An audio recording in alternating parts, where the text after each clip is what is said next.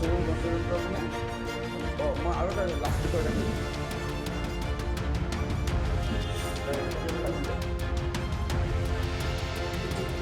এইটো মোৰ নামতে মই কিনি আনিছোঁ আজি এটা দুখ লগা বিষয় পোহৰলৈ আহিছে যে কংগ্ৰেছ পাৰ্টিক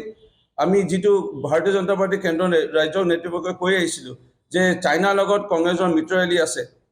আৰু চাইনাৰ ওপৰত নিৰ্ভৰশীল কংগ্ৰেছ পাৰ্টি আজি অন্য এটা দিশ পোহৰলৈ আহিছে যে সাংসদ গৌৰৱ গগৈ জন্ম দিয়া 2015 চনত ফাৰ্ম টু ফুড নামৰ এটা NGOই ইতিমধ্যে তেওঁলোকে অক্সিজেন কনচেণ্ট্ৰেটৰ দুটা দিছে মৰিনী দুখন হস্পিটেলত আৰু ইতিমধ্যে এই চাইনাত লিখা এই কাগজ পত্ৰবোৰ দিছে ৱাৰেণ্টি কাৰ্ড গেৰেণ্টি কাৰ্ড বুলিবলৈ একো নাই এইবোৰ চাইনাত লিখা একো ভাষা একোৱে আমাৰ ডক্টৰ কোনো আমাৰ ফৰ্থ গ্ৰেডৰ কৰ্মচাৰী তৃতীয় বৰ্গৰ কৰ্মচাৰী কোনো একো বুজি পোৱা নাই কেনেকৈ মেচিনটো চলাব লাগে ক'ত কেনেকৈ চাফা কৰিব লাগে কিমান সময় এইটো চাৰ্জ দিব লাগে কিমান সময় ক'ত কেনেকৈ কমাব লাগে বঢ়াব লাগে একোৱে গম পোৱা নাই খালি ফাৰ্ম টু ফুড নামৰ এটা